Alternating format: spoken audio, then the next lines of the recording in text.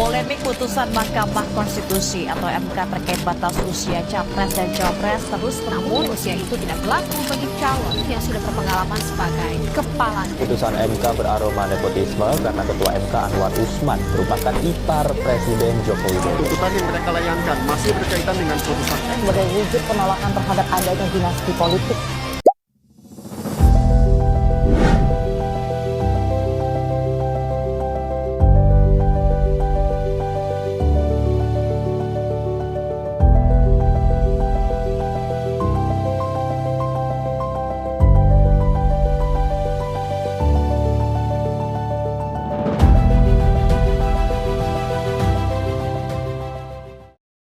Assalamualaikum warahmatullahi wabarakatuh.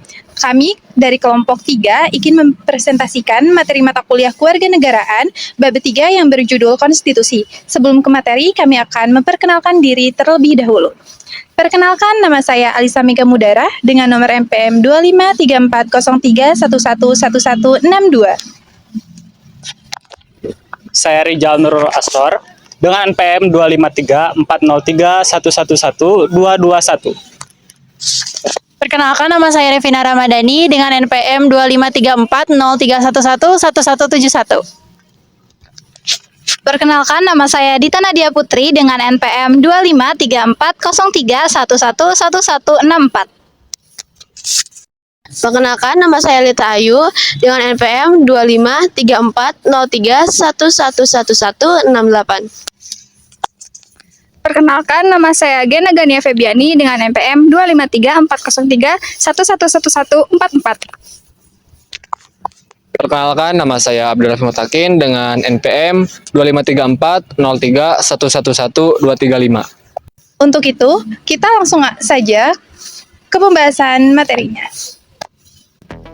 Oke, kita akan masuk ke pembahasan materinya. Nah, tahukah teman-teman semua, istilah konstitusi sudah dikenal sejak zaman Yunani kuno. Pada masa itu, Aristoteles menyebutkan dengan istilah politeia untuk menyebutkan konstitusi. Nah, menariknya, politeia memiliki kedudukan tinggi dibandingkan nomoi atau undang-undang biasa. Karena politeia merupakan kekuatan dasar yang membentuk dan mengatur suatu negara. Oleh karena itu, dapat kita simpulkan bahwa konstitusi merupakan fondasi utama bagi kehidupan bernegara. Konstitusi bisa dilihat dari dua sisi, yaitu material dan formil. Secara material, kita lebih fokus kepada susunannya, seperti bentuk negara, susunan kekuasaan, hingga hak rakyat. Contohnya, pada pasal 1 ayat 1 Undang-Undang Dasar 1945 yang menyatakan bahwa Indonesia adalah negara kesatuan yang berbentuk republik. Sedangkan menurut formil, dilihat dari progres pembuatannya yang istimewa dan berbeda dari undang-undang biasa. Menyambung hal itu, secara harfiah, konstitusi sering diartikan sebagai undang-undang dasar. Namun, kita harus jeli, konstitusi tidak hanya soal naskah tertulis atau undang-undang dasar saja, melainkan mencakup seluruh peraturan, baik tertulis maupun tidak tertulis, yang mengatur jalannya pemerintahan secara mengikat.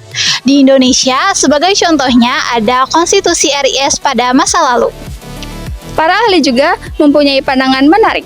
Herman Heller membagi konstitusi menjadi 3, kenyataan hidup di masyarakat, kesatuan hukum, hingga naskah tertulis. Ada juga Carl Smith yang melihat konstitusi sebagai absolut hingga ideal, di mana konstitusi menjadi jaminan agar para penguasa tidak berbuat sewenang-wenang dan melindungi hak asasi rakyat.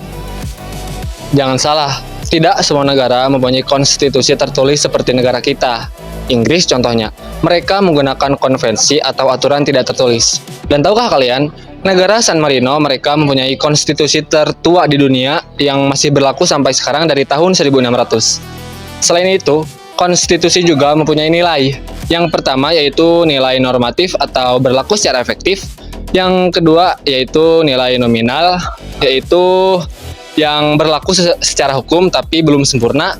Yang terakhir ada nilai semantik hanya untuk penguasa saja. Nah, jadi tujuan utama adanya konstitusi ini adalah untuk membatasi kekuasaan penguasa supaya apa? Supaya tidak terjadi yang namanya itu penyalahgunaan kekuasaan ataupun kekuasaan yang dilakukan secara sewenang-wenang. Suatu negara yang tidak mempunyai konstitusi umumnya cenderungnya itu lebih besar untuk hancur gitu, seperti itu. Kenapa? Karena tidak ada aturan yang mengikat antara bagaimana cara pemimpin itu memimpin suatu negara, bagaimana cara pemimpin itu melindungi rakyat, mensejahterakan rakyatnya, seperti itu.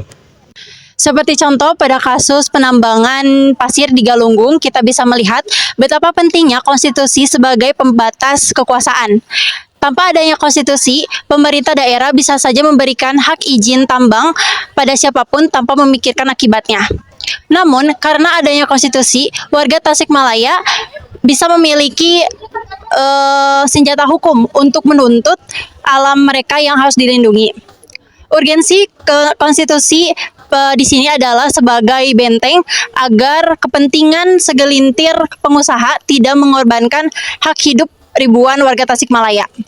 Dalam kasus ini sering terjadi beberapa perdebatan antara peraturan daerah tentang rencana tata ruang wilayah atau RT/RW Kabupaten Tasikmalaya dengan undang-undang pertambangan di tingkat pusat. Berdasarkan prinsip hierarki, Perda Tasikmalaya tidak boleh semena-mena menentukan suatu wilayah menjadi zona tambang jika hal itu melanggar peraturan undang-undang lingkungan di atasnya atau Undang-Undang Dasar 1945.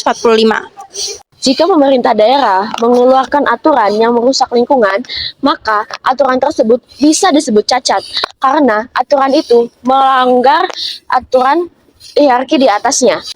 Aturan ini memastikan agar hukum yang ada di Tasikmalaya tetap terkontrol oleh standar hukum nasional. Ketika izin tambang keluar dan meresahkan warga, masyarakat, dan mahasiswa dari berbagai kampus di Tasikmalaya berbondong-bondong untuk menunjukkan aksi unjuk rasa ke depan gedung DPRD Tasikmalaya. Selama aksi ini dilakukan dengan damai tanpa pengrusakan dan melalui jalur masyarakat dengan anggota dewan, maka itu adalah perilaku konstitusional yang nyata.